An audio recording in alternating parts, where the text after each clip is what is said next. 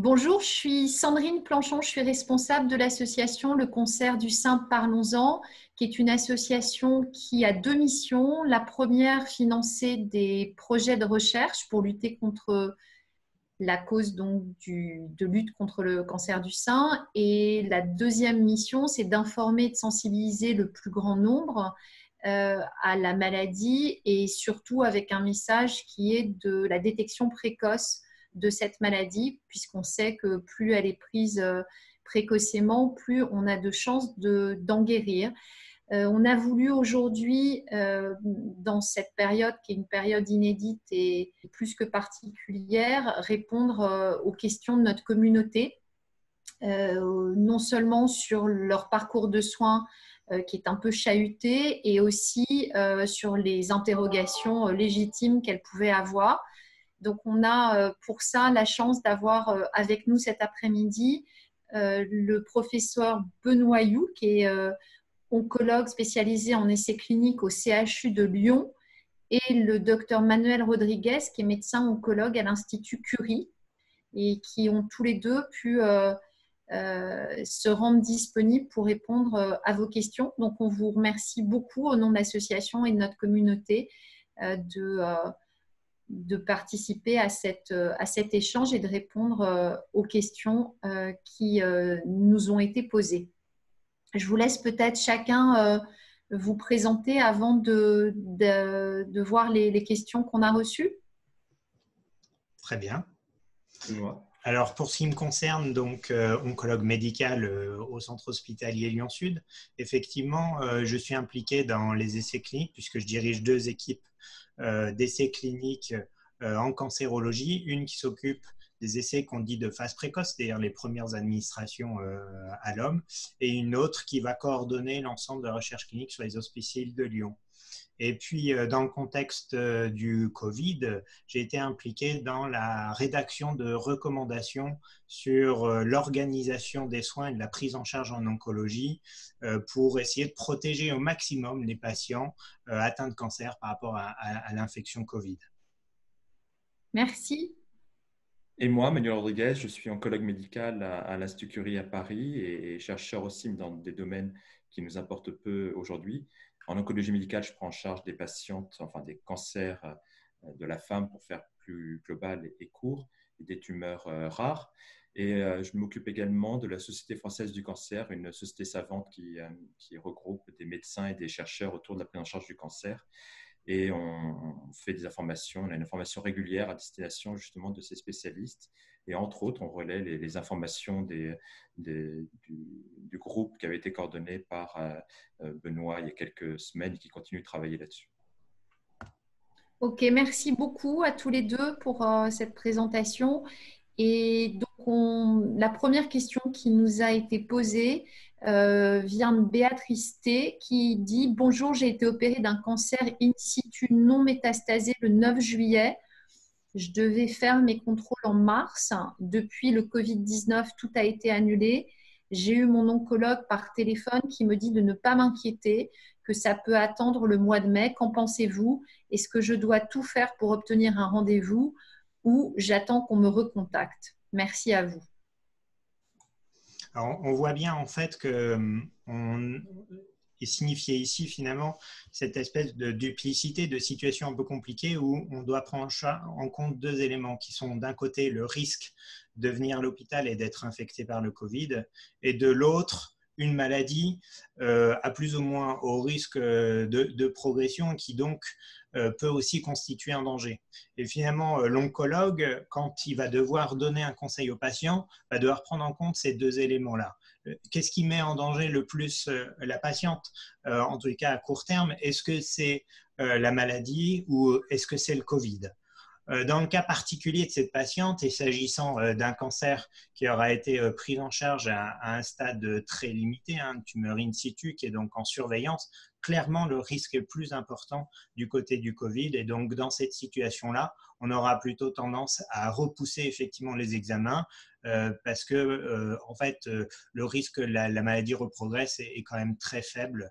Et donc du coup la balance penche pour un risque plus important côté Covid, donc on peut décaler les examens. Oui, Merci. je crois qu'en fait, il y a deux dimensions, effectivement, dans ce genre de questions. Je pense que c'est des questions qui vont revenir régulièrement. Il y a la question personnelle, la question plus globale. Sur la question personnelle, c'est exactement ce que dit Benoît. Là, sur la question d'un carcinome in situ, on peut se permettre d'attendre. Et plus globalement, c'est la question globale de qu'est-ce que je dois faire, est-ce que je dois retarder mon traitement ou pas. Et ça, c'est une question compliquée qu'on ne peut pas forcément aborder comme ça sans connaître les dossiers. Et globalement, c'est une question qui est très compliquée pour l'oncologue médical qui prend en charge la patiente ou le chirurgien ou l'autre spécialiste. Et pour faire très court, c'est vrai qu'il faut faire confiance à son oncologue. On est dans des situations où on réfléchit beaucoup à la prise en charge. Et donc, je pense que vous pouvez suivre le conseil de votre oncologue, tout à fait.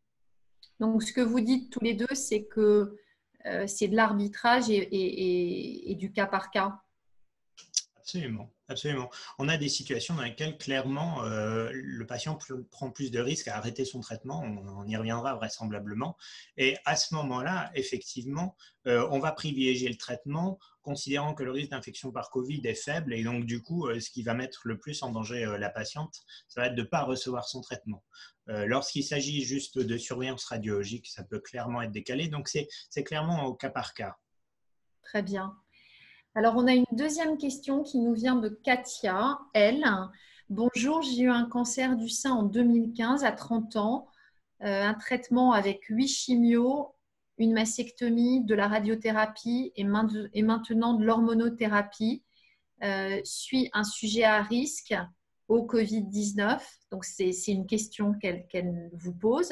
Merci pour votre réponse. Voilà, donc elle veut savoir si elle est plus exposée que quelqu'un d'autre avec son historique. Ouais, tu pourras nous dire, Benoît, aussi, parce qu'on suit la littérature, mais en gros, il y a plusieurs situations qu'on peut distinguer. Il y a le patient qui a eu un cancer du sein il y a longtemps, que certains appellent une catégorie de patients que certains appellent les survivants, ce qui, à mon avis, n'est pas quelque chose de très élégant, mais voilà, quelqu'un qui est à distance de sa prise en charge initiale.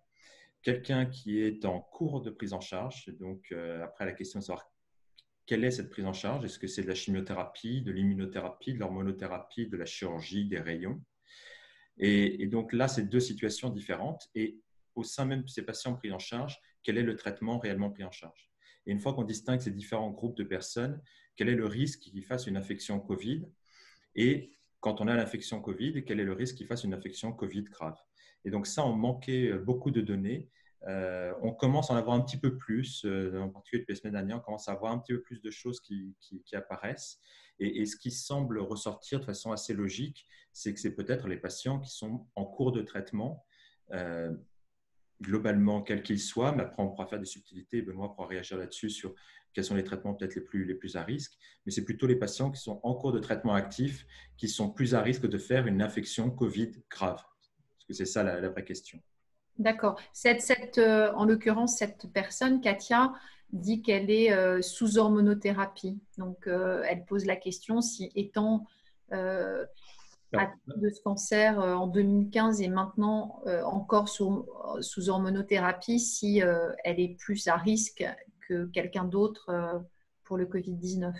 Justement, Benoît, tu peux nous dire par rapport aux différents traitements ce que tu en Et penses. absolument. Alors, s'agissant d'une patiente traitée par hormonothérapie, d'un cancer qui a été traité par chimiothérapie il y a longtemps, clairement, il faut la rassurer.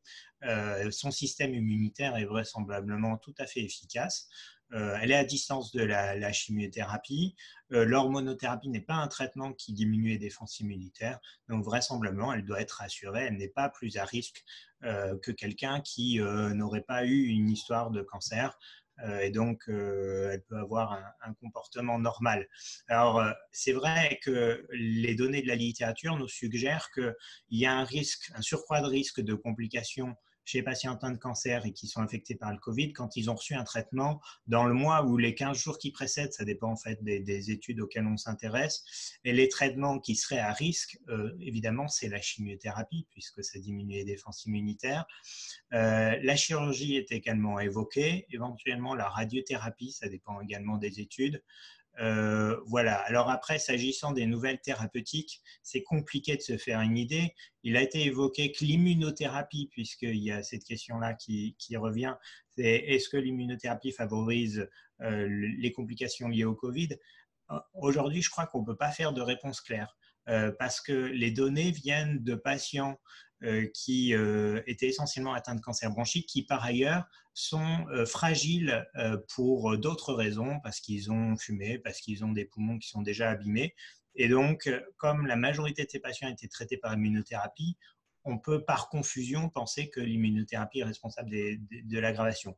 Donc aujourd'hui, la majorité des spécialistes s'accordent pour dire que l'immunothérapie n'est pas du tout certain, voire même il est peu probable que ça aggrave l'infection liée au Covid. Et d'ailleurs, il faut savoir qu'il y a des essais cliniques dans lesquels on voudrait voir si l'immunothérapie ne serait pas un traitement des patients affectés par le Covid. On a un certain nombre d'essais cliniques qui sont ouverts en France.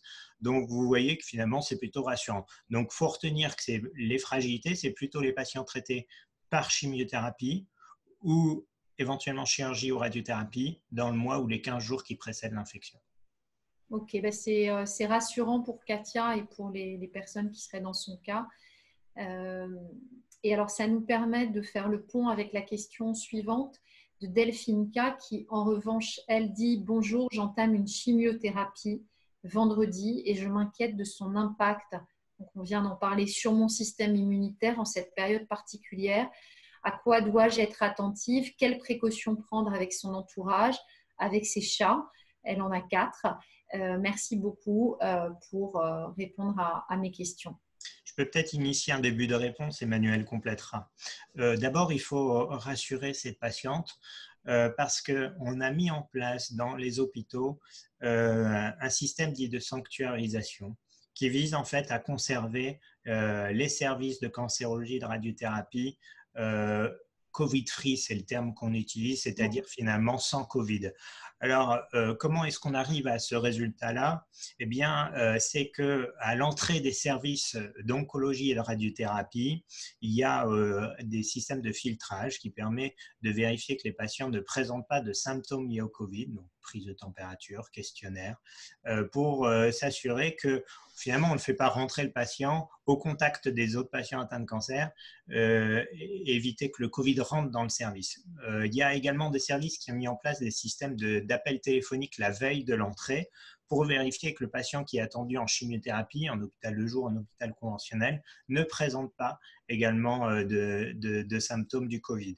Et puis, un certain nombre d'hôpitaux ont mis en place des systèmes de dépistage où finalement, on va regarder si les patients qui sont dans les services d'oncologie de radiothérapie ne présentent pas non plus une infection au Covid, c'est-à-dire par les tests nasaux. Donc, après, chaque établissement hospitalier aura fixé ses règles, mais globalement, ça, c'est intéressant, c'est que les recommandations qui ont été émises assez tôt ont été très bien suivies en France pour essayer de conserver ce côté Covid-free des services d'oncologie et de radiothérapie et en faire des sanctuaires. Et clairement, il y a eu une réussite assez importante puisque on a limité vraiment le risque d'infection. Donc, pour cette dame qui va devoir se rendre dans un service d'oncologie pour recevoir sa chimiothérapie, heureusement, le risque n'est pas à zéro, mais enfin, on fait tout pour limiter le risque qu'elle s'infecte au Covid dans le service où elle recevra la chimiothérapie. Et puis après, les autres mesures effectivement d'hygiène s'appliquent. Quant au chat, je pense aussi qu'il faut la rassurer. À ma connaissance, le chat n'est pas un vecteur du Covid. Donc, je pense qu'elle peut se rassurer. Maintenant, il faut qu'elle fasse attention à ses proches, qu'elle utilise les mesures barrières, comme tout le monde, même plus que tout le monde, je voudrais dire, pour éviter d'être atteint. Je pense merci beaucoup pour ça rend très concret parce qu'on nous a depuis ces 7 semaines maintenant quasiment de confinement, on a entendu beaucoup évidemment le débordement du service hospitalier et je trouve que de savoir qu'il y a entre guillemets cet isolement, ce que vous appelez la sanctuarisation, c'est aussi assez rassurant de savoir que ça a été suivi et qu'on fait tout pour préserver voilà, les soins et les conditions dans lesquelles ces patients qui sont suivis en oncologie seront reçus. Je trouve que c'est important d'avoir cette image-là quand on est voilà, quand on n'est pas comme vous en train d'accueillir. On ne se rend pas compte de comment ça peut se passer concrètement. Et deux petites précisions. Donc, c'était sur la question des chats. En fait, la question des chats était probablement pas anodine parce qu'effectivement, il y avait une publication qui montrait que les chats pouvaient se contaminer au coronavirus et donc être porteurs du coronavirus, contrairement aux chiens. Donc, c'est encore une fois les chats qui nous trahissent. Mais blague à part, on n'a pas prouvé que c'était un vecteur comme ça pour contaminer des populations. Donc, le chat peut s'infecter. Pour l'instant, on n'a pas montré que c'était un moyen par lequel la population pourrait se contaminer là-dessus. Après, ce qui est sous-jacent encore, et ça fait revenir à ce qu'on avait dit au tout début, c'est que la décision de mettre en place une chimiothérapie à l'heure actuelle, en ce moment, dans cette période-là, est une décision compliquée parce qu'on voit beaucoup de patientes qui nous posent la question, mais vous êtes sûr de votre choix? Et en fait, on en discute en amont et c'est une discussion qui n'est pas évidente. On a, dans certains cas, décidé de ne pas faire de chimiothérapie quand on pensait que le bénéfice n'était pas suffisamment important par rapport au risque du complication du Covid, ou on a changé de type de chimiothérapie. Mais par contre, à l'inverse, quand on a posé une indication de chimiothérapie, je pense vraiment qu'il faut se fier à l'avis de l'équipe médicale et qu'il faut y aller et qu'ils ont pris en compte justement tous ces risques tout autour par rapport à la balance bénéfice-risque, encore une fois, de la chimiothérapie et du Covid.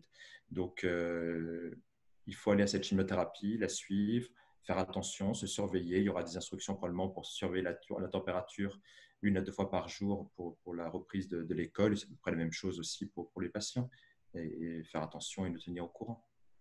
Donc, ce qu'on peut retenir de tout ça, en tout cas sur cette question, c'est confiance dans les équipes médicales et en son oncologue, et cas par cas et arbitrage entre bénéfices et risques. Plus particulièrement encore en ce moment, oui. Ouais.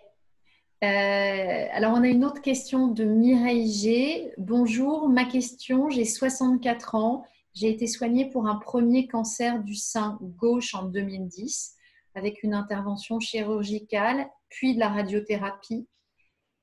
A suivi un second cancer du sein droit en 2018 avec cette fois de la radiothérapie et de l'hormonothérapie pendant 5 ans. Je voudrais savoir si je fais partie des personnes vulnérables. Merci de votre réponse.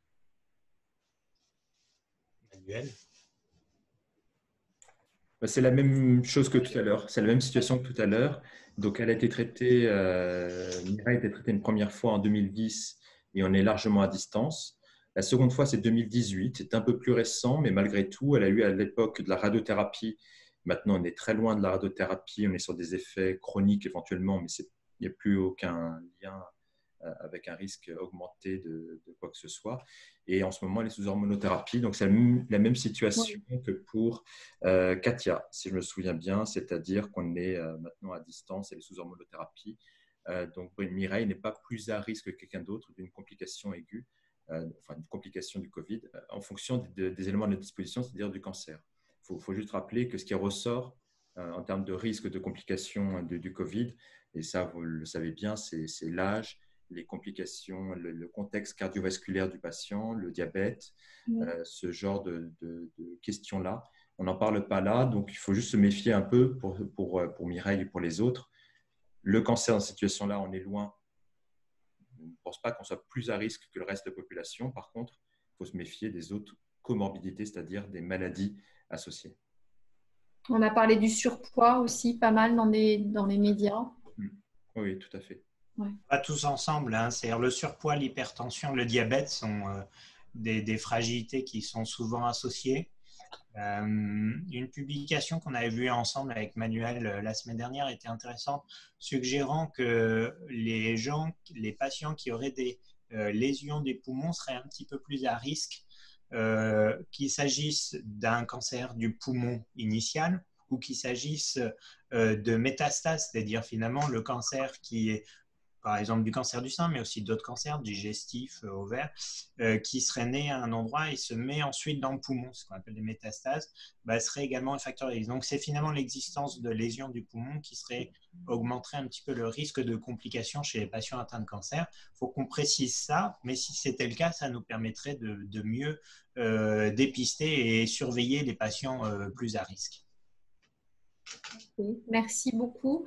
Valérie G pose la question suivante. Bonjour, on m'a détecté un cancer du sein le 25 mars, des deux côtés, 2 tumeurs différentes, en plein confinement, pas top comme nouvelle. Je dois me faire opérer dans 15 jours. Y aura-t-il des précautions particulières à prendre au moment du déconfinement, sachant que je serai tout juste opérée? Merci beaucoup. Je me tiens à votre disposition. Elle devrait être vigilante puisqu'elle rentre dans la catégorie des traitements un peu plus à risque. On l'a dit, chirurgie dans le mois ou les 15 jours qui précèdent. Donc, il faudra effectivement que cette patiente soit vigilante. Il faut d'abord aussi rassurer, ça fait 2 fois qu'on parle de cancer bilatéraux. Le cancer bilatéral ne change rien. Je veux dire, ce n'est pas le cancer qui augmente le risque, c'est plutôt ce qui est autour, les traitements, les complications, les comorbidités, comme on vient de l'expliquer à l'instant. Alors maintenant, effectivement, cette patiente devrait être vigilante dans les suites de la chirurgie. Il faut aussi relativiser, c'est-à-dire que le risque d'infection dans la population française, vous le savez, reste bas. On a mis en place ici le confinement qui a permis de limiter l'extension du virus dans la population. Si cette patiente fait bien attention à appliquer les gestes barrières vis-à-vis de sa famille, vis-à-vis de ses proches, dans les transports en commun, l'hôpital, on l'a dit, on va être très vigilant. Globalement, on peut quand même considérer qu'on devrait pouvoir éviter l'infection. Et puis, si même l'infection devait arriver, heureusement, on arrive à gérer quand même la grande majorité des cas sans que ça se complique, voire même puisse conduire à des conséquences vraiment très graves. Donc, il faut relativiser un peu aussi. Alors, il y a beaucoup de questions qui sont justement sur ce thème de savoir si on est à risque ou pas. Il y a aussi des personnes qui demandent si elles doivent se faire tester. C'est-à-dire que j'ai par exemple la question d'Isabelle S. Bonjour, j'ai eu un cancer en 2015, j'ai eu une chimiothérapie, une radiothérapie. Je suis actuellement, donc c'est le cas qu'on a déjà vu, sous hormonothérapie. Suis-je à risque? Mais elle dit aussi, est-ce que je dois demander à faire un test? En fait, en vrai de vrai, on est encore dans le flou là-dessus, sur la stratégie. C'est-à-dire que c'est discuté finalement. Donc la réponse courte va être non aujourd'hui, mais c'est une vraie discussion, c'est-à-dire qu'il y a encore quelques jours, des collègues britanniques ont posé la question dans une grande revue de se dire, est-ce que la bonne stratégie, ce ne serait pas de dire, on teste tout le monde chaque semaine pour voir si le virus, s'ils ont contracté le virus, et dès qu'ils contractent le virus, hop, on les met chez eux confinés ou dans des hôtels sanatoriums pour bloquer l'épidémie. Donc voilà une stratégie très agressive, mais là, on se rend bien compte qu'eux-mêmes le disent, on a bien conscience que ce n'est pas possible, et donc il faudrait le tester sur une ou quelques villes de 200 000 habitants, 200 à 300 000 habitants, pour voir si c'est possible. En fait, on n'en a pas la capacité, d'une part, et d'autre part, faire une prise de sang par semaine et ou un test dans le nez une fois par semaine pour une durée indéterminée, ce n'est pas envisageable là comme ça. Ce qu'il faut voir, c'est, je pense qu'il faut prendre un petit peu de recul et bien saisir qu'on a vécu cette crise aiguë, mais que le Covid est là pour rester, pour durer.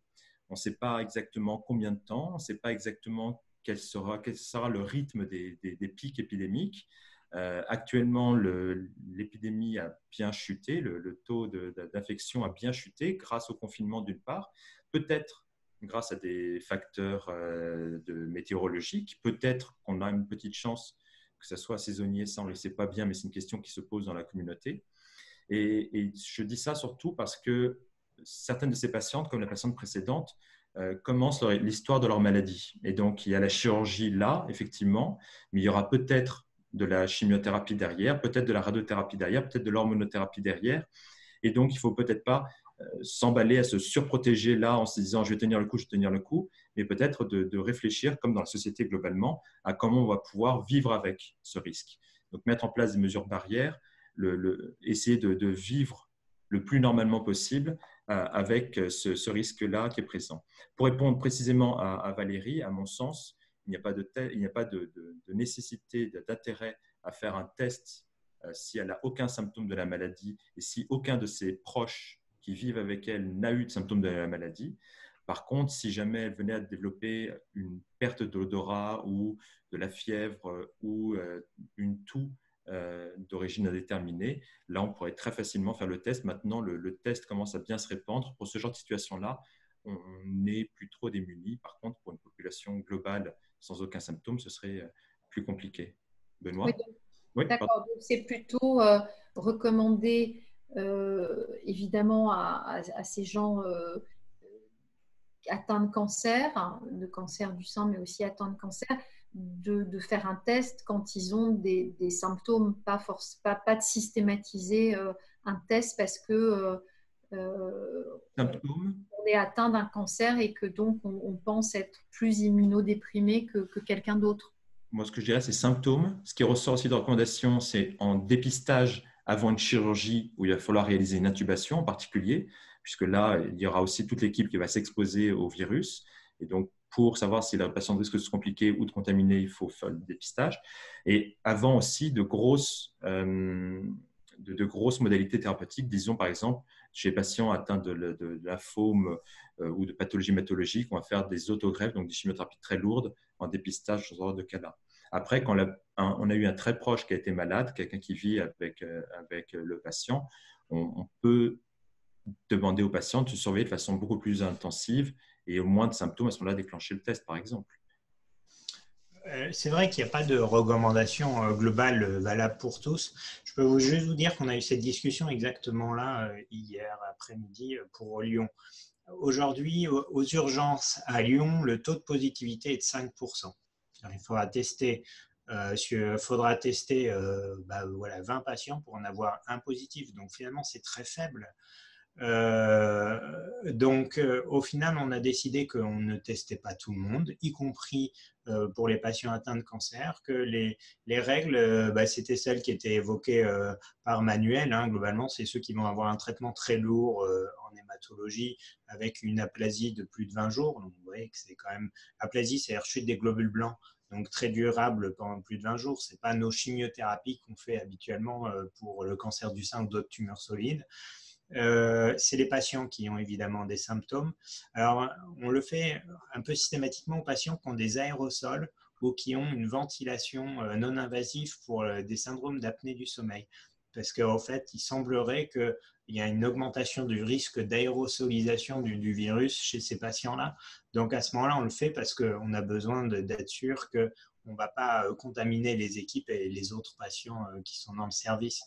Et puis, on le fait aux patients qui ont effectivement des proches très proches, hein, la famille directe infectée. À ce moment-là, on a décidé de le mettre en place systématiquement. Mais vous voyez que c'est limité et que ce n'est pas du tout pour tous les patients pris en charge pour leur cancer. Probablement que le taux de positivité serait faible et que ce ne serait pas très rentable.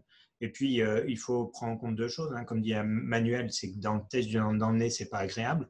Donc, s'il faut le faire régulièrement, parce que vous savez que ce n'est pas parce qu'il est négatif un jour qu'il ne sera pas positif le lendemain. Donc, évidemment, après, quelle fréquence, hein, on commence à avoir un débat infini.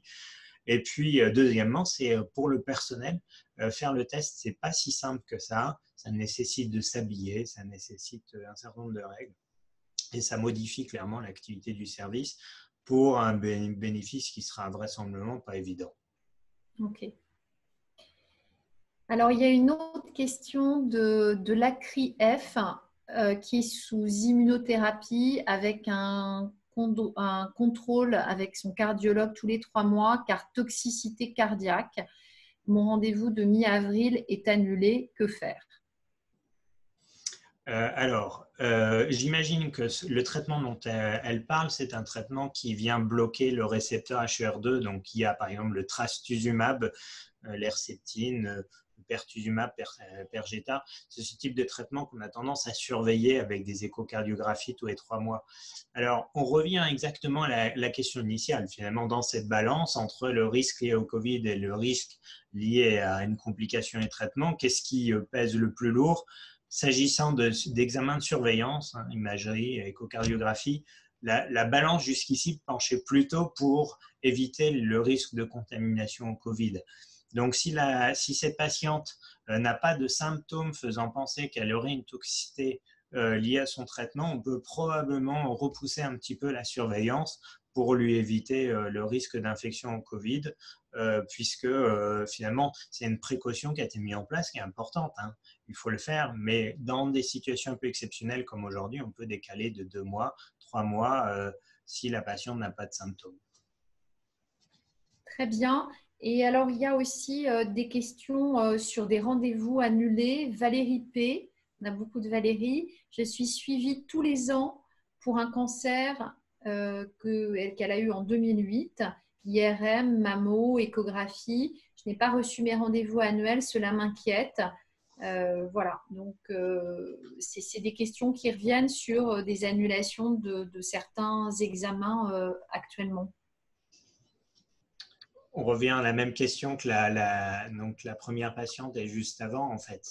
S'agissant d'examens de surveillance, et si on pense que le risque lié à la maladie est vraiment limité par rapport au risque de s'infecter au Covid, on est dans la même situation. Donc, que cette patiente Valérie ne s'inquiète pas, on ne va pas la perdre de vue, c'est juste un décalage dans le temps.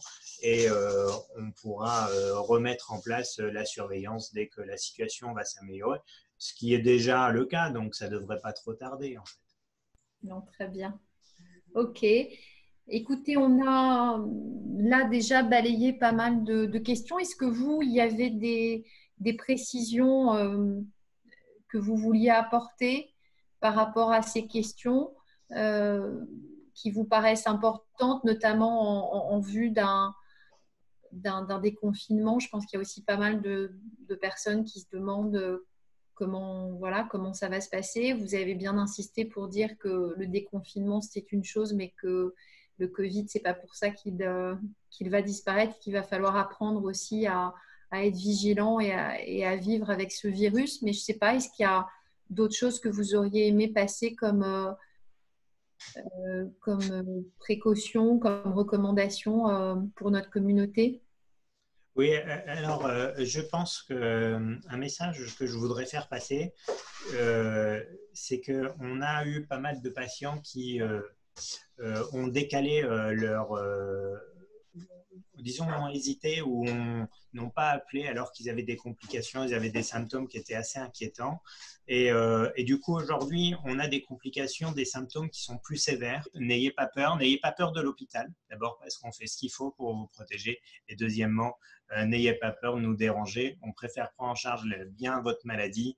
On ajustera en fonction de la situation actuelle. C'est-à-dire, si on pense que ce n'est pas adapté de venir à l'hôpital, on le fera, on vous le dira. Mais si c'est adapté, il faut venir à l'hôpital pour éviter les complications. J'avais en fait exactement la même réflexion, effectivement. C'est ce qu'on a vu aussi bien à l'hôpital que chez les médecins généralistes. J'ai vu un médecin généraliste au téléphone il n'y a pas longtemps pour lui parler d'une de nos patientes en commun qui m'embêtait et je ne savais pas comment la faire examiner facilement. Et il me dit, mais envoyez-la moi, je suis tout seul, je ne vois plus personne, plus aucun malade m'appelle, je peux tout faire ici. Donc, il faut vraiment les solliciter.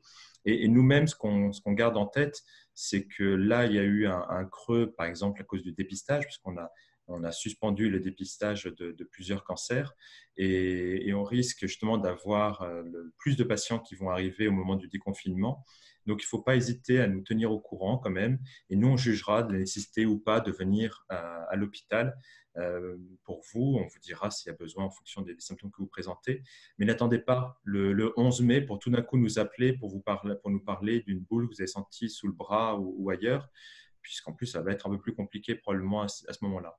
Et encore une fois, mettez-vous en tête que c'est une crise qui va durer. Il y aura des moments de pic épidémique. On l'espère qu'on pourra réussir à faire des choses par région et donc on pourra ralentir les activités par région sans impacter toute la France. Mais donc, on va trouver une façon de vivre avec ça. Et c'est pour ça qu'il ne faut pas complètement fermer sa vie pendant 1 mois et demi en se disant ça dure qu'1 mois et demi, mais après tout reviendra comme avant, ce qui n'est pas le cas, et trouver une façon d'avancer comme ça. Il y aura les consultations par téléphone, enfin plutôt des téléconsultations qui vont se continuer. Il y aura des moyens de nous contacter, mais contactez-nous, discutez avec nous. Et ça ne fait que confirmer. On a relayé cette semaine sur nos réseaux un médecin, enfin, qui est chirurgien en chirurgie digestive et qui disait que, en effet, il y a, enfin, son service, comme d'autres services, était déserté parce que je pense que il y a eu en effet beaucoup et c'était aussi le but de cet échange ensemble et de rassurer notre communauté, c'est beaucoup d'angoisse et parfois, face à cette angoisse, de ne plus aller en milieu hospitalier, même quand c'était nécessaire. Donc, il disait la même chose que ce que vous êtes en train de dire, c'est d'être vraiment attentif, de prendre soin de soi et d'être vigilant sur tout signe ou tout symptôme nouveau ou de voilà, manifestation liée à la maladie si elle était déjà là. Et de surtout pas penser que parce que Covid, il y a un arrêt sur cette prise en charge et sur le fait de prendre soin de soi. Donc moi, je retiens ça, enfin je retiens plein de choses, mais je retiens de faire vraiment confiance et d'être extrêmement attentif à tous les symptômes et à toutes les manifestations qui pourraient être rencontrées par ces malades. Absolument. En tout cas, merci d'abord à tous les deux d'avoir répondu à ces questions. Je pense que ça aidera beaucoup notre communauté. Merci aussi à nos internautes d'avoir posé leurs questions.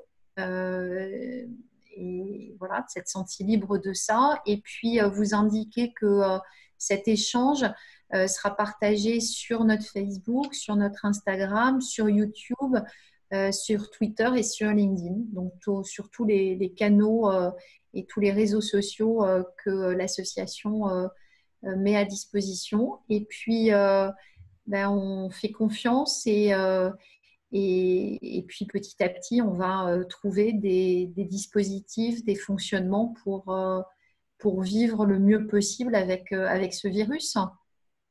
Absolument, absolument. On sera plus fort que lui. Absolument, c'est un bon mot de conclusion et surtout d'espoir pour les semaines et les mois qui viennent. Et puis à très bientôt et merci, un grand merci au nom de l'association et de notre communauté à tous les deux d'avoir pris ce temps dans un moment où j'imagine que vous n'en avez pas beaucoup. Merci à vous. De rien, merci à vous pour l'invitation. À bientôt. À bientôt. Au revoir.